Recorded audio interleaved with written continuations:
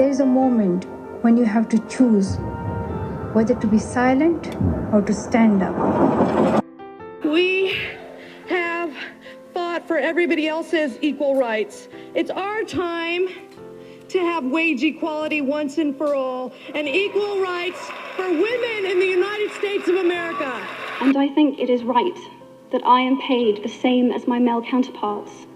I think it is right that I should be able to make decisions about my own body, has too often become synonymous with man-hating.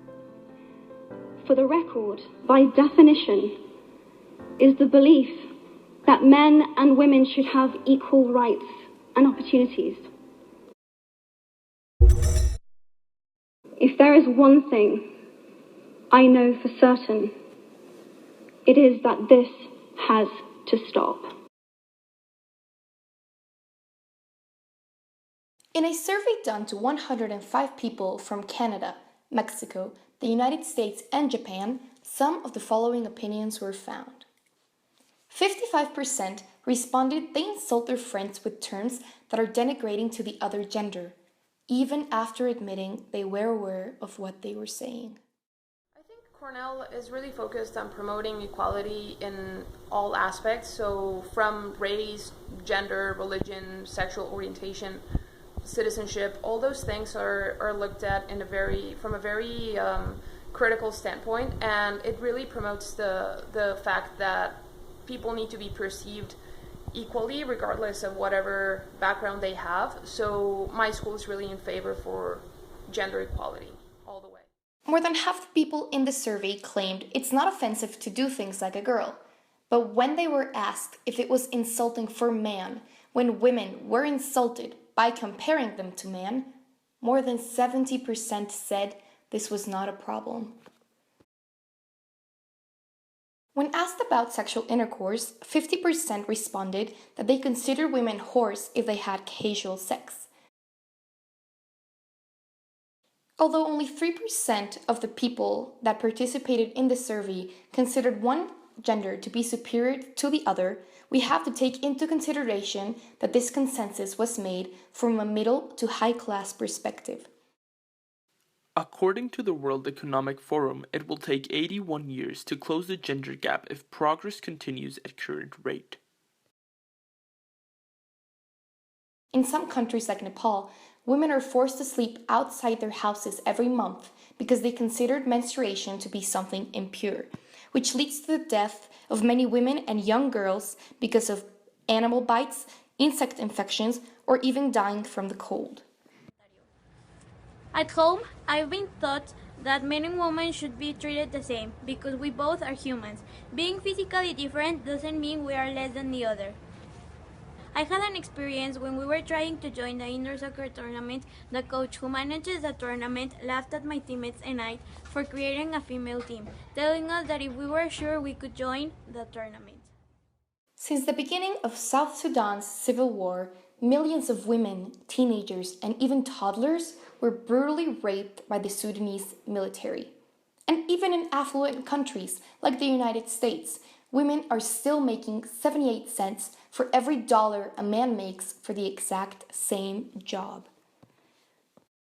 Like, for example, in most countries like Ireland, men don't even have the legal right to get paternity leave to be with their children.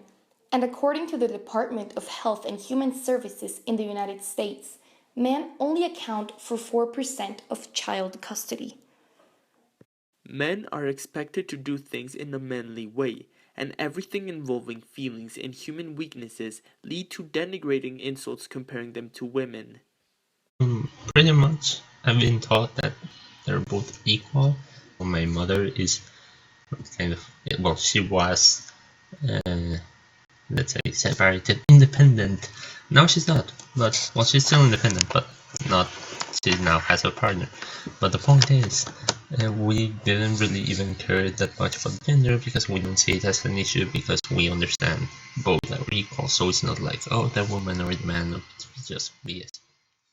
People still believe gender equality is an issue that regards women only. But they fail to realize that gender inequality is a matter that affects both men and woman.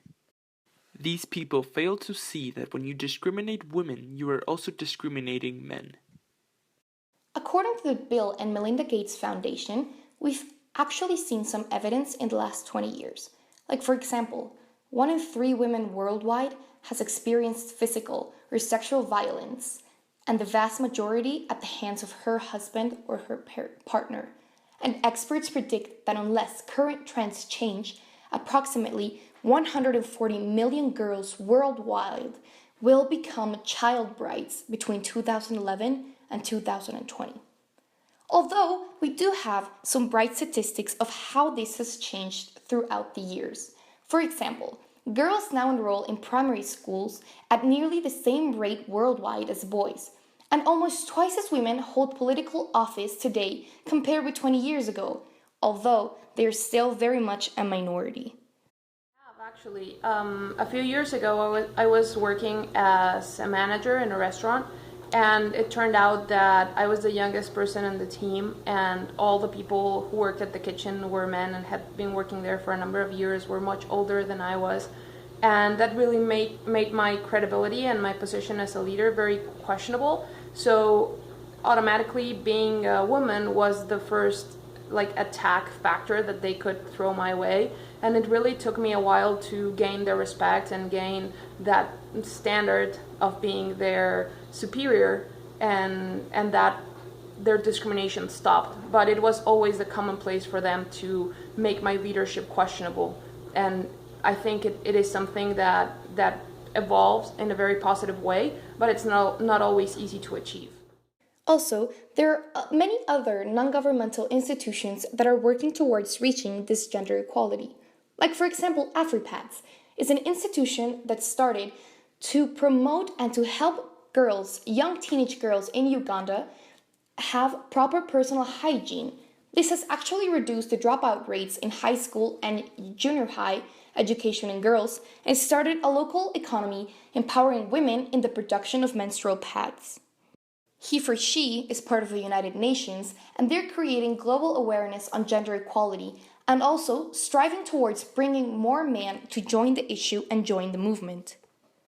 Or the United Nations Fund for Population Activities, which promote sexual education and liberties for both men and women in developed and developing countries all around the world. The problem comes when people don't realize that gender equality is an issue that affects both men and women, and although we see a lot of changes and a lot of improvements in the past years, we're still not there yet. I was taught by my parents that both men and women are exactly the same, that they're both equal, that they should be equally respected, have the exact same opportunities, and that no gender is superior to the other. Always applied these teachings at home. They have always been very equal, no matter that I am a girl or no matter how I may be seen in mainstream society or how my actions or my ways of thinking may be seen. They have always encouraged me to keep thinking the way that I do, to keep fighting for my rights, and to keep on believing and striving towards a more gender equal society. At home, we've never really been taught about gender equality. What my parents taught us was to respect each other. Doesn't matter if you're a male or a female, you just gotta respect everyone. I've never been in a situation where people discriminate me by my gender, and I've never felt insulted. Some of my friends do say some jokes about women, but it's kind of mutual, so it's just kind of like a joke. But I've never felt insulted about it, and I think it's quite alright if that's the way we behave with each other. If we don't feel insulted by it, then I think it's fine. We do believe that gender equality is a problem that concerns everyone. Like mentioned before, it concerns both men and women. However, we do invite you to think about this and reflect on this, because of the fact that if we don't do anything about it, then no one will ever do, and it concerns every single one of us.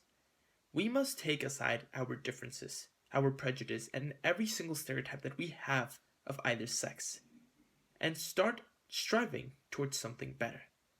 Start striving towards something good, so that in the end, we do not regret it. Finally, to conclude, we would like to say that after having presented every single idea throughout this video, we invite you to think about gender equality and the many social consequences that this might bring. We also try to make you think about the causes that might originate this. I am inviting you to step forward, to be seen, and to ask yourself, if not me, who? If not now, when?